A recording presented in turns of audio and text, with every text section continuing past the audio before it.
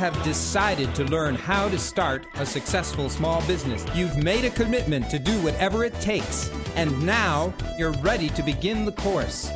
In this course, you will learn what it takes to start a small business, how to choose the right business for you.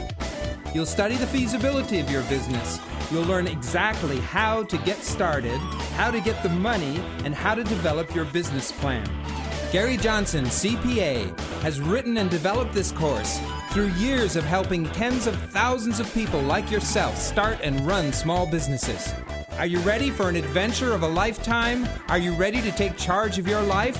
Join Gary now as he leads you step by step through everything you need to know to start your successful small business. Welcome to your class on starting a profitable and successful small business. My name is Gary Johnson, and I'll be your instructor in the audio portion of this class. Congratulations are in order for each of you for two reasons. One, over 25% of the general population is thinking about starting a business, yet only 2% will get as far as you've gotten. Number two, 90% of the people who purchase any type of training system do not listen or read them. So you have put yourself in the top 10% by just beginning to listen to these sessions. Let's talk about what this course consists of. The class consists of 6 audio portion presentations. They go with 6 chapters in your book. Chapter 1 goes with audio presentation number 1, and Chapter 2, of course, goes with audio presentation number 2, and so on. You have a live class. We may call it a boot camp of all-day intensive training, which certainly we want you to attend. The most important part of this class, however, is the continued follow-up that we provide to support you. That's one-on-one consulting with your instructor, or being able to get telephone support, or by emailing us and having your questions answered. This is the most important part of this class, and we want you to take advantage of that and let us assist you, as we have thousands of other small business owners that have gone on before you. Now I want to say a couple of words about the learning and training process.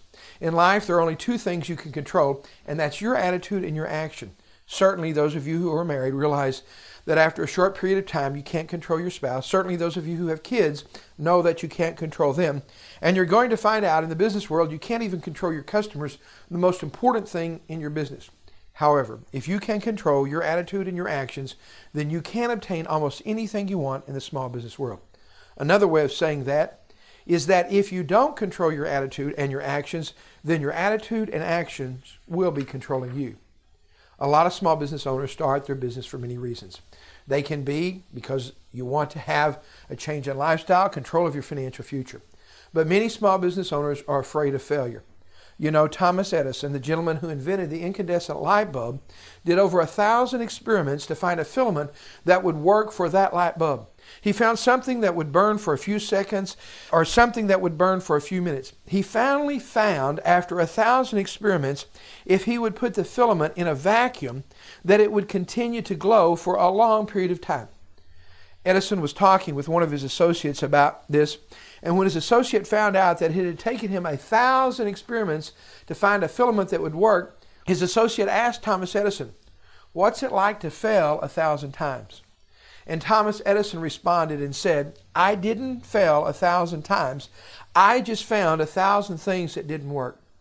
Now, I don't know how many of us would be willing to continue to do 1,000 experiments or 1,000 tries to make something work. But the point I'm trying to make here, folks, is that you can no longer fail.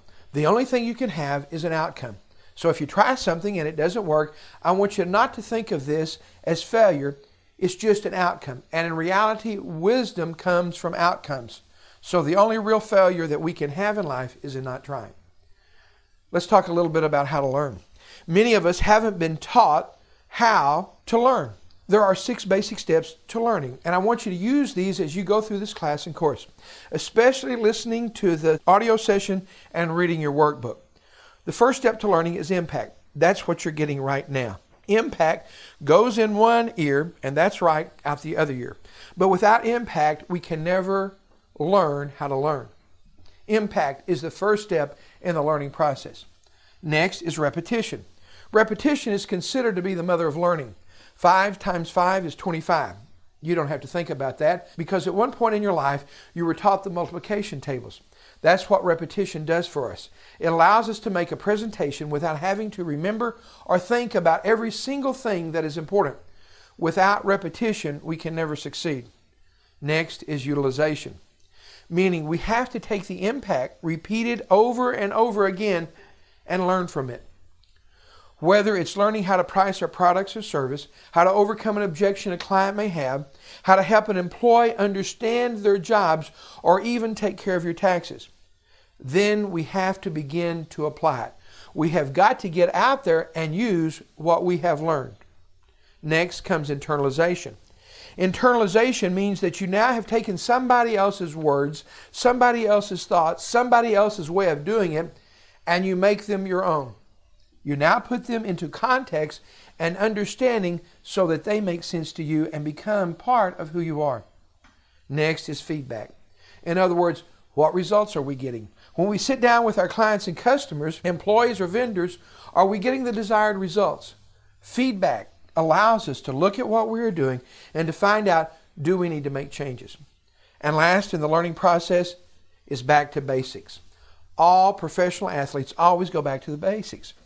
Vince Lombardi, who was probably one of the greatest professional coaches in the world, started off the first day of practice with, "Gentlemen, this is a football." He went back to the basics. I encourage you to go back to the basics. What does that mean? At least once a year, you ought to go back and listen to the audio portion of this class. You ought to reread the portion of the book that makes sense to you. Francis Bacon once said that knowledge is power. Well, knowledge is power, but only if it's used. This course is designed not just to give you information, but to empower you. In other words, to get you to take action. Some of you may be wanting to become multimillionaires. Some just wanting to have a self-employed job where you can no longer be fired, or some just wanting to run a business out of the home. That gives you the flexibility of dealing with your family members, taking care of the kids, or perhaps earning some additional income in retirement. The basics of building a business are the same. It just depends on the degree at which you want to succeed. Now let's talk about what has small business done for our society. Why do so many people go into small business? Well, first of all, let's take a look at this. 86% of the new jobs created in the last 5 years have come from small businesses. 75% of all businesses out there are small businesses. 60% of the workforce, that's 6 out of 10 people work for a small business owner. And 45% of all sales that occur in the world's strongest economy come from small business owners. And today we're going to define a small business as one that has less than 20 employees. You know, for many of us, being a small business owner is an American dream. Around you, you see self-made business owners who had an idea, offered a service, started a company, and now lead the good life because of the success of their own small business. Perhaps you're thinking about starting a business because you're tired of taking orders, disenchanted with making money for somebody else, frustrated by having your ideas ignored, or worse, having someone else take credit for them.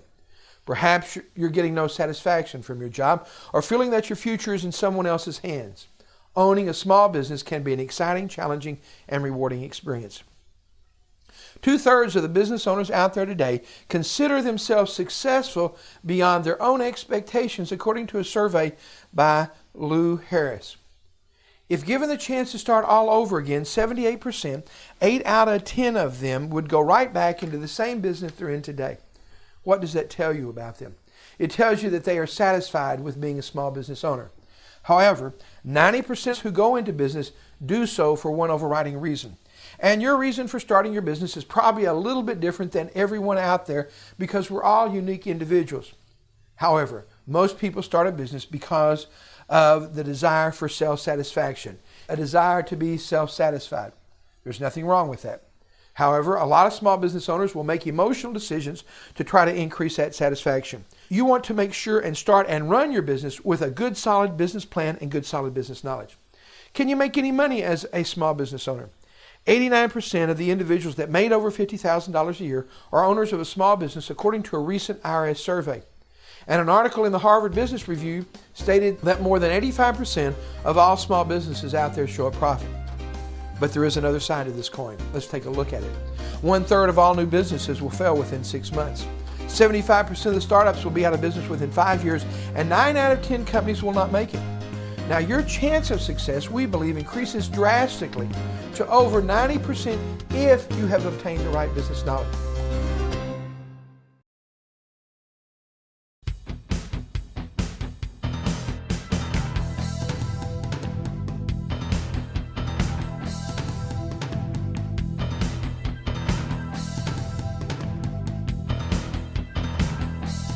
Let's talk quickly about some of the pitfalls in starting a small business.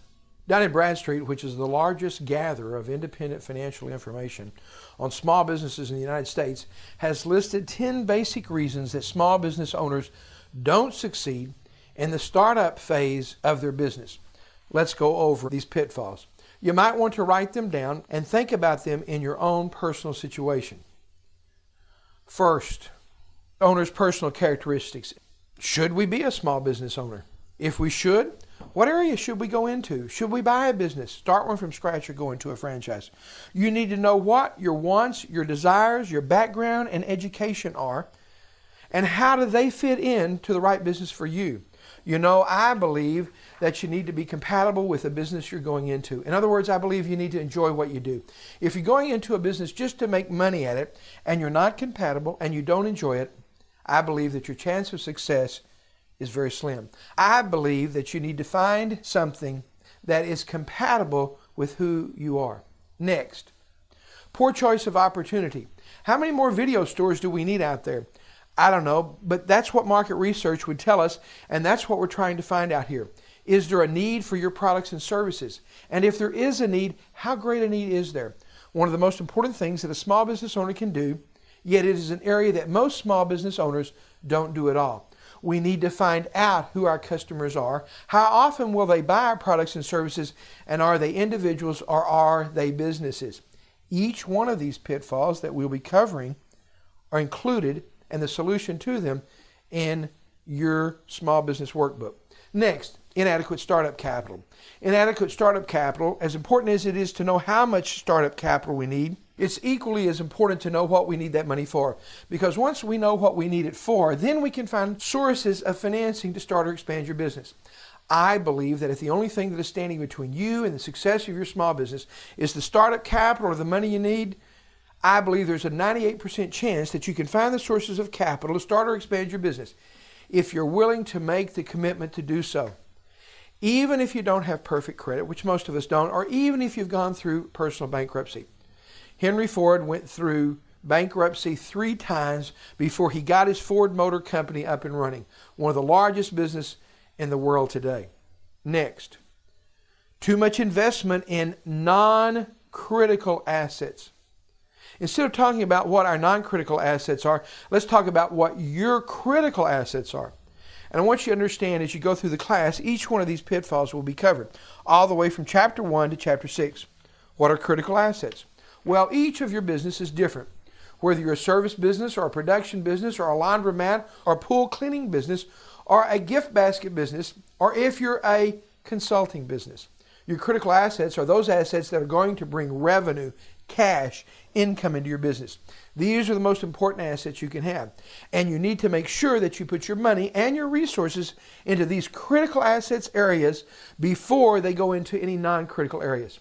So one of the things you're going to need to do in your business is to sit down and identify what your critical assets are. Next, emotional selection of a location. Now, I know that none of you are going to operate your business emotionally, right? But if you were, where might you select a location close to? That's right, home. Perhaps we've been driving across town with the sun in our face, in traffic gridlock to get to a job. And by golly, when we open up this business, who are we going to make it convenient for? We're going to make it convenient for us. We want to make sure that when we put together a location of our business, that we do a good traffic study and site survey. There are 23 items we're going to cover with you on how to select the proper location. You need to be able to answer questions like, how much can I afford to pay for rent? How do I compare one location to the next? How do I do a traffic study? And is it even important to my business on what side of the street I should be? We're going to answer these questions for you. Next, no knowledge of attracting customers. I want you to write this down. I want you to think about it constantly in your business, and that's your desire and need for attracting customers. Now, I know that you all know this, but I'm going to go ahead and say it just to make sure that we're all in the same place. Customers are the most important thing that you can have in your business. Without them, none of us can succeed. However, a lot of small business owners think that if I end up with, or if they end up with the best product or the best service, that we really don't have to worry about anything else. Nothing could be further from the truth. How many of you think that McDonald's makes the best hamburger in the world? Anybody? In other words, the most successful hamburger company in the world, if they don't know how to make a hamburger, what is it they know how to do? They know how to advertise, they know how to market, they know how to attract you and your kids into that business. Guess what, folks? You have got to be able to do the same thing. So I'm going to ask you a question now, and I want you to write down the answer to it. And the answer is yes or the answer is no. Do you have a specific advertising and marketing program that you know will attract the clients and customers in the quantities you need to succeed? This course is designed to help you build that advertising and marketing campaign to attract those clients and customers you need. Next, failure to seek professional advice. Now, this course is not to be the end of your small business education, but only the beginning. You know, they say that the person who does not succeed is the person who listens to nobody or listens to everybody. So we need to find those individuals willing to work with us. There are 4 areas outside your business you need to develop some professional relationships with, and let's talk about those quickly. First, you need someone in the insurance area, someone that can show you which things can you afford to insure, which things can you afford not to insure. In other words, somebody that can work with you and not just the insurance company. Number 2, you need a banker, somebody in the financial services field. You may say, gee, I'm starting my business out of my home. I don't even need any money, so why do I need a relationship with a banker?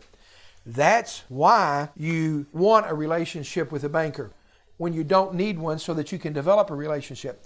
So that 6 months or a year down the line, when you need that money to expand your business, you've developed a relationship. In other words, you've greased the path. Number 3, you need an attorney. You know, attorneys, lawyers make a whole lot more money if you have to pay them to get you out of trouble than it is to stay out of trouble. So we need to find someone we can work with, someone we can pick up the phone and say, hey, Mr. or Miss Attorney, I have a question. Is this something that I need to put in writing? Can I do this? Or do we need to sit down and talk? Number 4, most of us will need an accountant, a bookkeeper, a CPA, someone to help us with our accounting or tax needs of the business. Now, some of you have the background to do these things for yourself, or some of you may have a partner or a spouse that's able to do this for you. If you do, that's great. If not, you're going to need to develop some professional relationships. In the class, we will go over the questions and the answers that you need to get from these people to make sure you find someone who is really interested in working with you. Next, poor choice of legal form. There are 3 basic legal forms that each of us needs to consider. We're going to go over each of these in class in detail, but let's talk quickly about them now. The first one is a sole proprietorship. Easiest, quickest way to get your business started. Most of us will start our business as a sole proprietorship. Now, I'm not going to tell you that that's the right way to do it. I'm just saying that's what most small business owners do. I want you to understand one thing about a sole proprietorship is that you and your business in the eyes of the law are one and the same. What does that mean? It means that whatever happens to your business happens to you. What does that mean? It means that you need to have adequate insurance to not only protect your business assets, but also your personal assets. It also means that if you have a business that has too much risk, or you have too many personal assets to protect outside your business, you may not want to operate as a sole proprietorship. Next legal form is a partnership. Now, partnerships can succeed, but they're not always easy because we have 2 or more individuals working in a business. If we do want to put a partnership together, there are some things we want to do. Number 1 is a partnership agreement, and you need it, that's right, in writing. Put the good things in your partnership agreement, like which one of us will fly around on the company jet when we get it, and which one of us will be counting all the money, but also put in there which one of us will have to clean the bathrooms, and which one of us has to call our customers if they get past due. And after we put all this, the good, the bad, and the ugly, in our partnership agreement, and we're still partners, maybe it was meant to be. The third form of legal ownership is what we call a corporation or limited liability company. In other words, what we do is to create a separate legal entity. The separate legal entity owns our business assets and liabilities, and we own the corporation or the limited liability company. In other words, it puts a layer of protection between us and our business. It gives us a thing called limited personal liability. Now, some of us may be thinking that it sounds like to us that we should all incorporate our business or all form a limited liability company. But that's not the case. Why? Because every legal form has its advantages and disadvantages, and you need to sit down and find out what is right for you and your business. And it may be different for each person, even in the same business. Next pitfall, insufficient experience in product or service. We want to make sure, are we technically competent in the area we're going into? Do we have enough experience to be able to answer the questions from our clients and customers when they come up? And last but not least in our pitfalls is insufficient planning and investigation. we want to make sure that we put together for our business a business plan. Now, you know there is that old cliche that says, we didn't plan to fail, we just failed to plan. And even though it's a cliche, it's pretty true. There is a direct relationship between those of you who plan and those of you who succeed, because those of you who succeed will be those of you who are planning.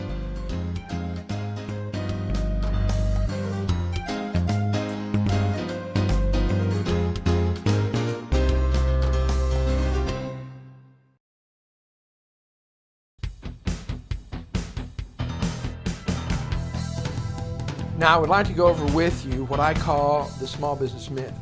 A lot of small business owners get a business started thinking that a small business is something completely and totally different than a job. Well, it is. But I want you to understand that most small business owners really don't have a small business. What they have is a self-employed job. An accountant, a doctor, a landscaper. In other words, if you're the one providing all of the service or all of the products, what you really have is a job. It's a self-employed job that without you, it doesn't run. Now, that's okay. Many of us may want that. We don't want employees. We don't want the headaches that come with that, nor the rewards. And we want a self-employed job. Nothing wrong with that. But to have a business, it's a little different. In other words, a business is something that once you've got it put together, we can actually step back and watch it run itself. A business is something that we spend our time working on and not working in. Let me give you an example. Let's say today that you're an automotive mechanic working for a big automotive dealer.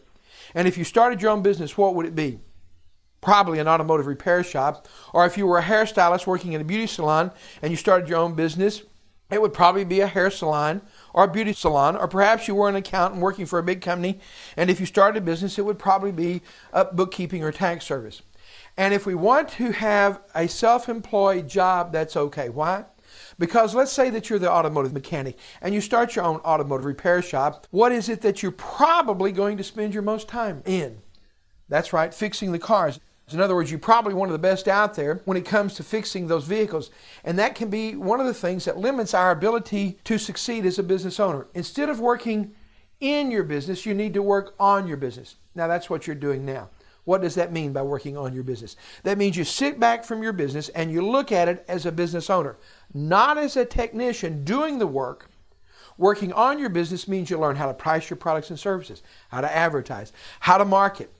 You learn what are the legal necessities that you need in your business. You learn how to put together market research, how to select the right location. In other words, you work on your business, which this course is designed to do, and not in your business. Now, I understand that most all of us, when we first start out, because of our limited resources, that we're also going to have to work in the business. If you open up a pool maintenance business, you're probably going to be the one that's first going around cleaning the pools. Nothing wrong with that. Or if you're the automotive mechanic, you're probably going to be the one that's changing the tires and oils and fixing the transmission. Nothing wrong with that. But we want to make sure that we take some time each day or each week to work on our business, to sit back and look on it as a business owner and not as a technician. Now, I have 8 questions that I want you to be able to answer when the class is over. As we go through these, write these down. Now, certainly if you're in your car, you can't do that. But when you listen to them back at your office or home, I'd like for you to write these 8 questions down, and I'd like for you to be able to answer these for yourself with the help of this course and your instructor. Many of these things require work, so it's not necessarily going to be that you'll have an answer to each of these by the end of this course. You may have to spend some time beyond this course, whether it's putting a business plan together or developing that market research program. And that's something you can sit down with your instructor and get some additional help on. There are 8 questions I want you to be able to answer. Number 1, when I start my business, should I be buying one, starting one from scratch, or going to a franchise? What are the advantages and disadvantages of each? Question number 2. What type of business should I have? Is it going to be a service business, or am I going to sell a product, or just provide information? Question number 3. What is the startup capital that I need? In other words, how much money?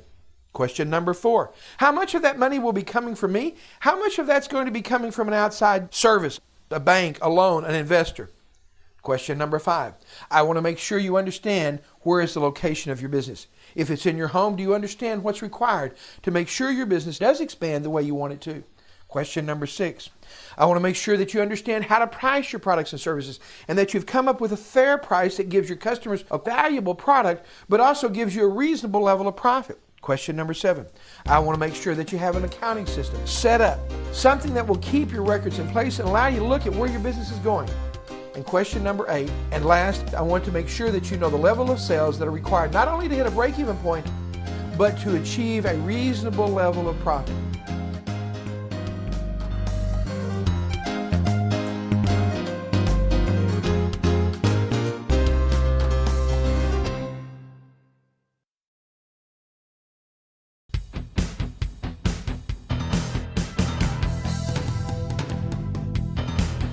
Let's now talk about some of the benefits of being a small business owner.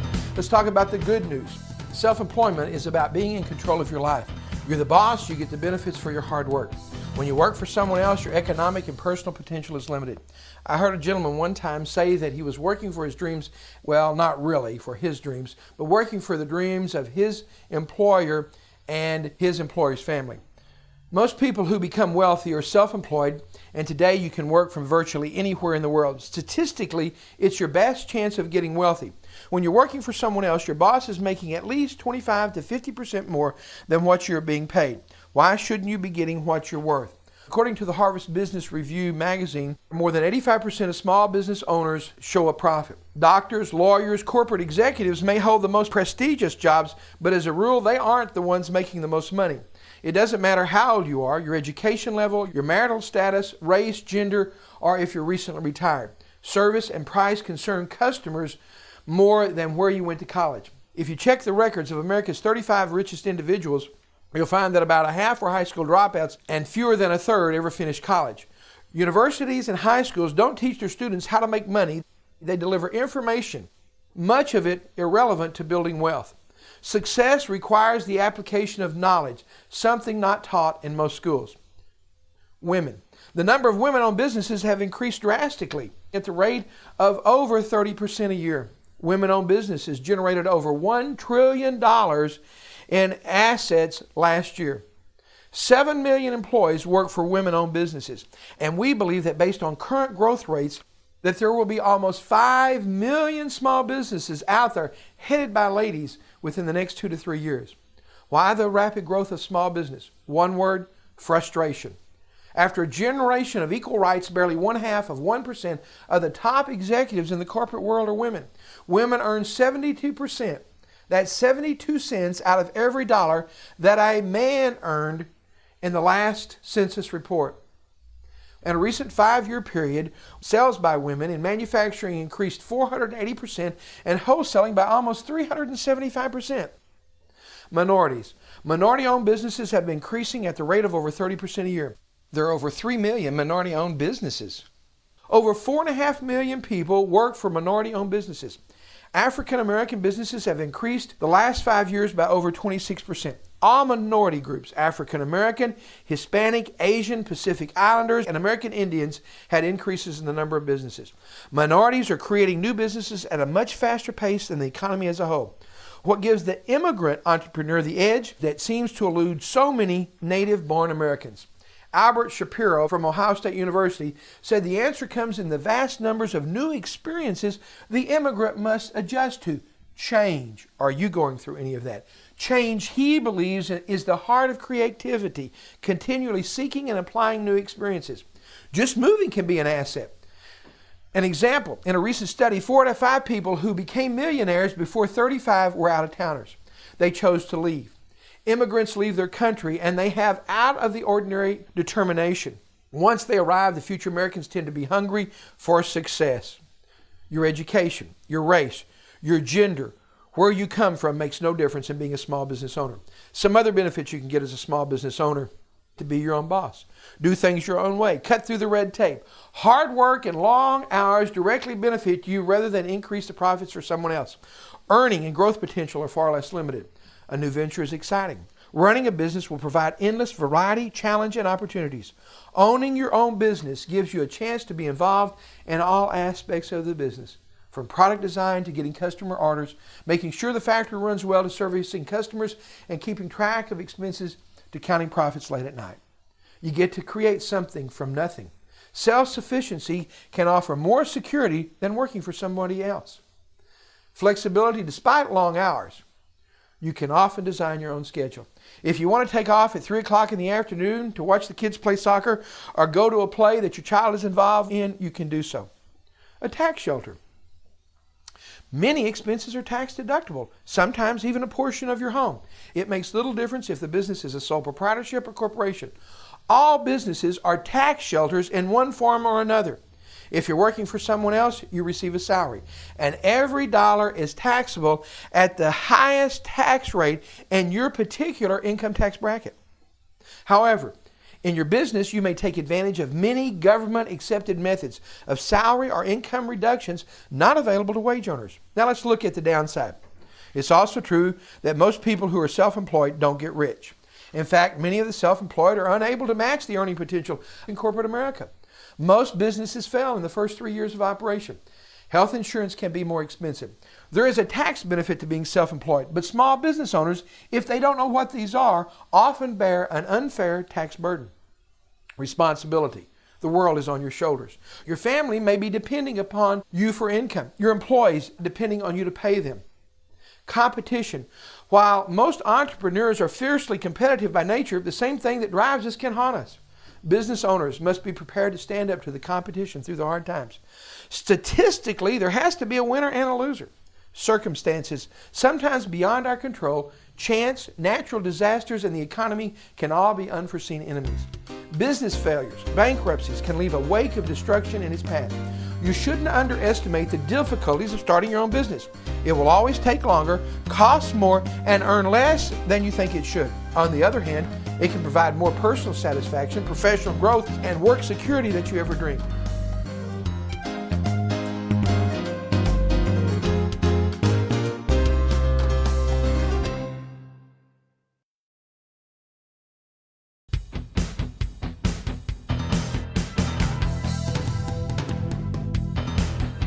Now let's talk about some of the specific reasons that businesses fail. Chances are that if you're an entrepreneur and start a small business, you won't make it past 5 years. 68% of those with less than 5 employees and 48% of those between 5 and 99 employees fail within the first 5 years. Experts in our experience have shown that 80% of the small businesses fail within the first 5 years. Let's list the factors that keep these small business owners from succeeding, and let's find a way around them. I'm going to first list the category, and then we'll talk a little bit about it now. And then as we go through the class, we're going to expand on the details in each of these areas. Capital, starvation, lack of capital, lack of management skills, failure to plan, lack of marketing potential, accounting problems, heavy competition, uncontrolled growth, inappropriate location, external factors, and disastrous events. The good thing about it, folks, is that you can control about 90% of everything that's going to happen to your business. Now, I realize you can't control floods, but you can have flood insurance. And I realize that you can't control some disasters, but you can have alternative ways of recovering your business. Let's talk about the ways to succeed and overcome these failures for a small business owner. Capital starvation. Inadequate capital is the most common internal factor leading to business failure. Too many independent business managers assume that dedication and hard work can compensate for the lack of startup capital. Survival prospects are particularly dim for undercapitalized businesses that lack sufficient cash to carry them through at least 6 months of operation or until the business starts making money. Undercapitalizing a business is much like sending a person on a 1,000-mile journey through the Sierra Desert on foot with a cup of water and a blessing. It's important to remember that underestimating capital requirements is a common mistake. More often, lack of capital will erase the potential from even promising ventures. Some business managers assume they can easily supplement their own startup funds with trade credits and bank loans. But as we'll learn in our last chapter, that many creditors refuse to extend lines to the new business owners, and that criteria adds another obstacle to survival. It's not unusual for even properly capitalized businesses to encounter problems. Mismanagement of our funds or poor budgeting of our expenditures can have the same dire consequences as undercapitalization. Management skills. Typically, entrepreneurs start a business because they have an interest in a particular area and have related technical skills, as we mentioned earlier. However, management skills are not a prerequisite for starting a business. They are necessary if you want to succeed. And an entrepreneur will often rely on external advisors to provide the management advice. Sitting with your advisor and reviewing periodic financial statements on a historical basis, like with your accountant, is not enough. Proper business planning takes a second seat to the technical side of the business. As the business grows, the management planning control becomes more critical, and the entrepreneur will look to hire someone to help, but is often resistant to giving up some of the control. One common factor stems from a lack of effective planning by management. Too many small business owners lose themselves in their company's daily operations. Often, the reaction comes too late to save the business. Failure to plan. 80% of failing businesses do not have a business plan, according to Dun & Bradstreet. Planning is critical to your business. The business plan will serve as your roadmap. Remember the saying, if you don't know where you're going, any road can get you there. Some things you need to know about your plan. First of all, you need to know the plan. You need to complete it yourself. We do not believe that you should have someone else complete your business plan. You should rehearse it beforehand. Go over the options and outcomes. Be ready for any questions others interested in your business plan may ask, like your creditors, suppliers, or investors. Want to be successful? Complete your business plan. We're going to talk about the details in the last chapter of this class, chapter 6, but the general rules are: keep the plan simple. Have an ideal for a business that's different, or if it's not different, about how you're going to approach getting those clients and customers into a business that has a lot of competition. Remain flexible. Know your strengths and weaknesses. Know your competition's strengths and weaknesses. Know your industry. Know what you need to do to keep from failing. Set specific goals in your business plan that you can measure, and communicate often and honestly with your banker, and let him or her know how things are progressing. A well-written business plan helps you focus your energies constructively and forces you to analyze the business, provides the details, and develops effective strategies to deal with expected and unexpected situations. It also serves as a communication tool and details how you are to repay all your debts. Next, lack of market potential. Many businesses fail because the market for their product or services is too small or restricted. The entrepreneur must be especially careful that he or she is not entering a market that is contracting or changing so quickly that the business is incapable of reacting fast enough. Next, accounting problems. Accounting remains an afterthought for many businesses. The logical need for an efficient administrative system is often seen as a nuisance, but the lack of an efficient accounting system robs the manager of much of the financial information essential for business success. Misdirected purchase orders delay company deliveries that soon lead to lost sales. Inefficient administrative systems also delay invoicing or billing to prompt customer payments. Delayed payments then damage a company's cash flow. In another instance, sloppy inventory management will leave you with an excess investment in inventory, which can result in losses while stale inventory deteriorates or becomes obsolete. And still another instance. As more customers delay or fail to make payments, the company's cash flow suffers. Next, heavy competition. In planning for a business, many people fail to properly appraise the competitive environment for their new business. It's not enough to know that a market exists for your product or service. Equally important is a detailed examination of the competition, analysis of its strengths and weaknesses. Uncontrolled growth. Many managers fail to see the natural increase in financing needed to fund a growing business. Believe it or not, for new businesses, there is such a thing as too much business. Businesses fail when their growth rate outpaces their financing. Next, inappropriate location. For some businesses, location is a vitally important factor. Where a retail business locates, for example, can be as important as what it sells. An important consideration of potential sites could make the difference between success and failure. One thing you want to look at is how many businesses have been at this prospective location in the last 20 years. What kinds of businesses were they? Why did they leave? Is the area of the neighborhood changing? Why is it changing? Details such as traffic flows at a site or the parking facilities near can prove to be critically important. Next, external factors. External factors exist outside management's influence, but external factors often make business survival sometimes impossible. A recession needn't be national in scope to be damaging. A local or regional economic downturn has the same negative effect on small businesses struggling for survival. The unexpected loss of a major customer or supplier. Obviously, losing a customer that makes up 50% of your sales can prove devastating. Never, if at all possible, have more than 1 or 2% of your business with any one customer. From the other perspective, a business that relies on 1 or 2 major suppliers remains exposed to a similar threat. A strike, a fire, a natural disaster that eliminates the company's main product line can press the business to the brink of financial disaster.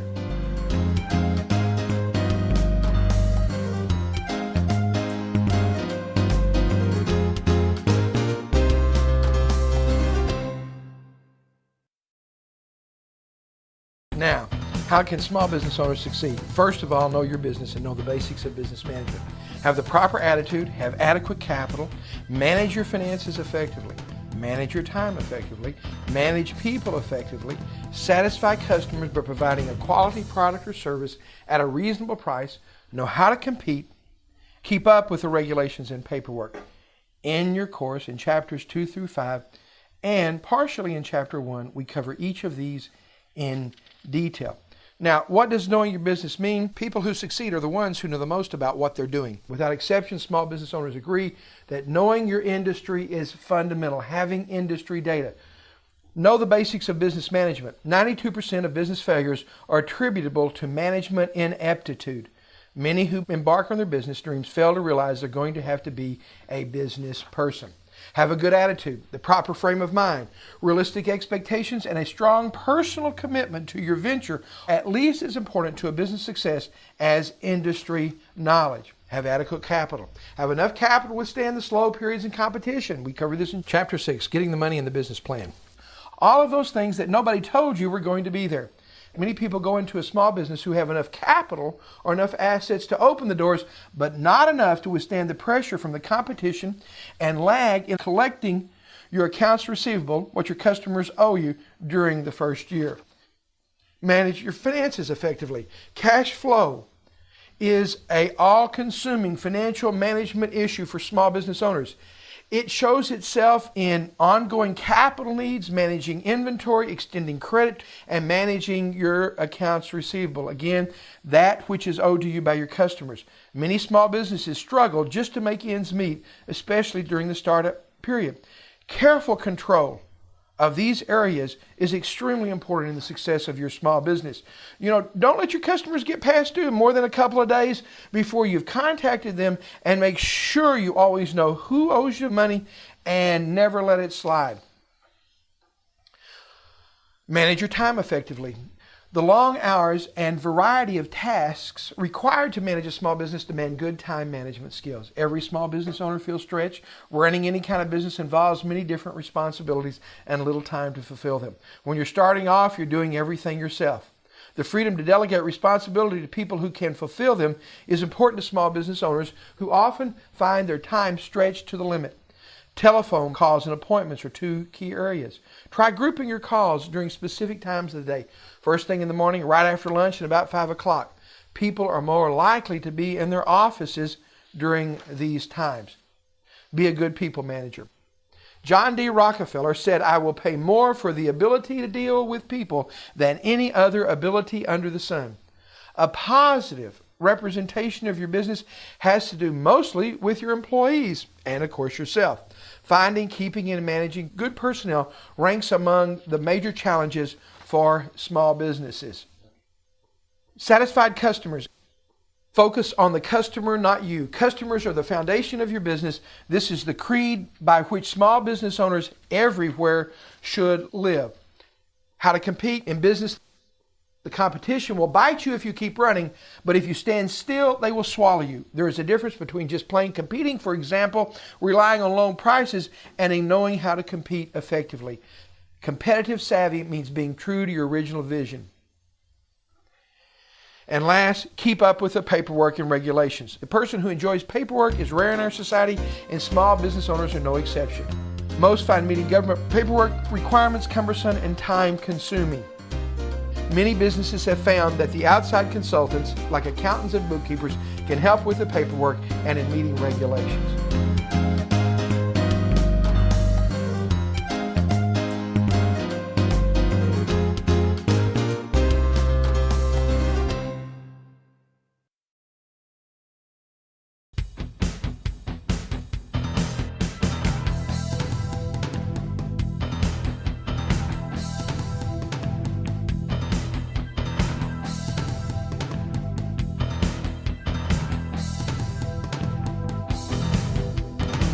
10 things they don't always tell you about going into business for yourself.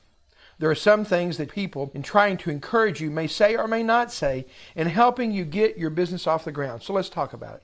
Number 1, they don't always tell you that you need to think of a way of getting out of your business. When you start a business, you're optimistic, full of hope, you know you'll succeed. Few will tell you you need to think of a plan about how to get out of it, an exit strategy. Actually, it's smart to consider your exit strategy even before you start. Sooner or later, you'll get out of the business. You'll either fail, sell, die, or get out of it in some other way. But you will eventually get out of it. Number 2, they don't always tell you that most startup companies can't afford debt. The reality of small business startup is that money is usually scarce. Coupled with this is the significant competition in most areas of business. Customers you seek to serve are already getting by without you in your business. And here you come with a new business. You want them to change their ways and trading with others to do business with you. To accomplish this, you have to put out money to get your business set up and running. You have to spend more in advertising and promotion to let them know about you. You have to suffer with less revenue because they don't know you very well. This is the picture without debt. If you had debt, now you have the interest expense to pay plus setting aside money for principal repayment. If you borrow most of the money that your business needs, meaning you're providing little of it, your chances of success are greatly reduced. Number 3, they don't always tell you that the marketplace is very unfriendly. You know that ours is a free enterprise system and that you will be facing competition. This means there will be other businesses out there who want the same thing and same customers that you want. But they sometimes don't tell you that competition is not always friendly and neither are the customers. Competitors want you out of the picture. They'll undercut your prices, advertise you're inferior, and tell your customers you're bad. They'll try to do things for your customers you can't and everything else that will give them advantages. The tricks and dirty practices that some businesses use against others are many and varied. The longer in business, the more of these tricks and practices you'll learn. Why? Usually you'll learn by having a competitor use them against you. Unfair, you shout at first. They can't do that. You insist there is a law against it. You may be correct, but they'll do it anyway. To stop them usually takes more money and effort than most of us are willing to spend. Your market is made up of customers, but they don't always tell you that customers care little or nothing about you or your business. They are in the market to get the best they can at the least possible cost. They shop around, skip from business to business, jump at your promotions, and buy nothing else and do anything else that they can to benefit their selfish interest. Some will even cheat you at the opportunity and may steal from you. Of course, it doesn't have to be this way. They don't always tell you that you have to know a lot. Franchising advocates are especially good at telling you that anybody can do it and that you can learn how to run your business with only 2 days of training. No experience needed. We'll train you. All it takes is hard work. Advocates of small business are sometimes just as guilty of leading you to think that starting and running a small business does not require much knowledge. All too often, this misleading advice is coming from folks who have never done it. Knowledge of technical developments. Within each of these areas, the list is long of the things you need to know. In just the business practice areas, consider these. You need to know advertising methods, the costs of media, knowledge of bookkeeping, accounting, taxes, knowledge of production, distribution, employment laws, legal issues, knowledge of sources of supply. All business face these difficulties. All those who have failed in small business will tell you that their failure was caused or helped along by their inability to cope with one or more of these problems. All businesses face these difficulties. Those knowledgeable people are better able to anticipate and see what is coming.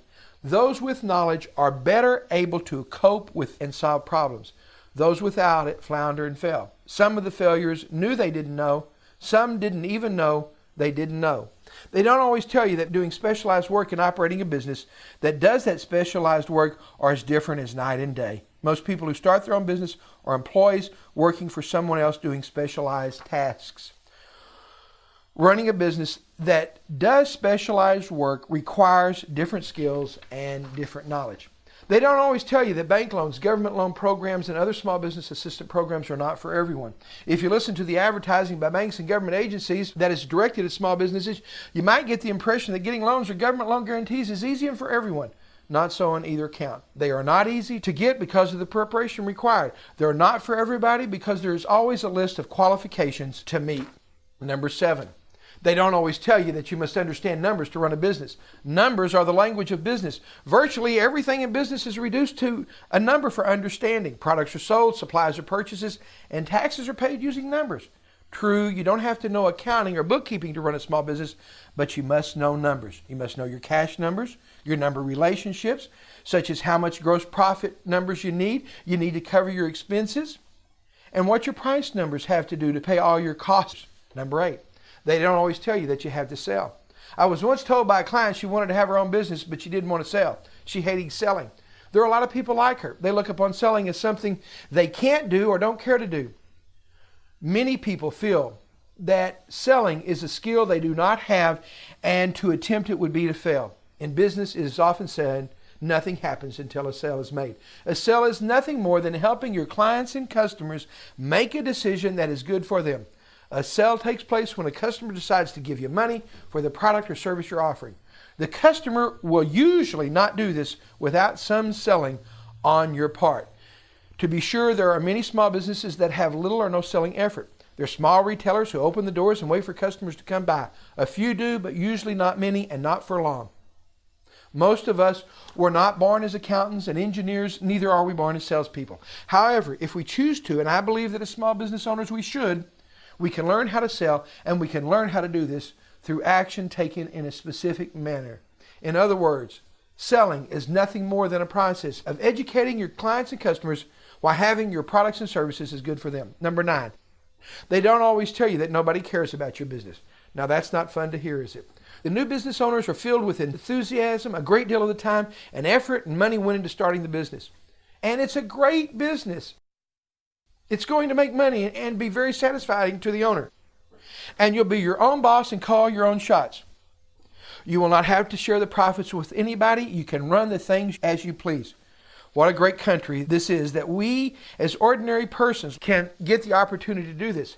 What they don't tell you is that you're probably the only one who really cares that much about your business. If you try to get a bank loan, you discover they really don't care. If you applied for a government program, you learn they don't care. If you tried to find a private investor, you'll find they don't care. If you don't follow the rules of the IRS and other government agencies, they'll tell you they really don't care as long as you pay them what you owe them. And the saddest discovery of all is when you find out that some of your customers don't care either. Oh, sure, few may seem to care at first, but they are more curious than caring. Your relatives may give you some business hope, but the caring is motivated not by your business, but by your personal relationship. For the most part, customers don't care about your business unless you first care about them. Not only must you tell them, but you must sell them and convince them that your business is something that is also going to give them a benefit. And number 10, they don't always tell you that your ability to convince others is critical to your success. In business, you're continuously working to convince others to do your bidding. You must convince the banker to loan you money, you must convince the landlord to lease you the space, and the suppliers to give you an extra 30 days on credit. You spend a lot of time convincing customers to trade with you. The job of convincing others to agree with your views is a never-ending part of business. Training and practicing negotiations, communications, and human relations are very helpful.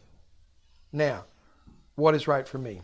We've already talked about why be a small business owner, the advantages and disadvantages, the cause for failure and the reasons for success, and why small business is so important for our economy. Now, what is right for you? At the end of chapter 1 is a questionnaire about such things as, are you a self-starter? Are you self-disciplined? Can you make decisions? The more yeses, the more entrepreneurial you are. But the bottom line is this: how bad do you want it? If the why is strong enough, you will find a way. Your instructor should have passed out to you, either at the first meeting or in the first class, a 70-item questionnaire titled Selecting a Small Business. Please mail it or bring it back to your instructor, and we will process it and send it back to you with results. It gives you an objective look at who you are and the type of business best suited for your personality. Also, if you're already running a business, it gives you a look at your strengths and weaknesses as to who you really are.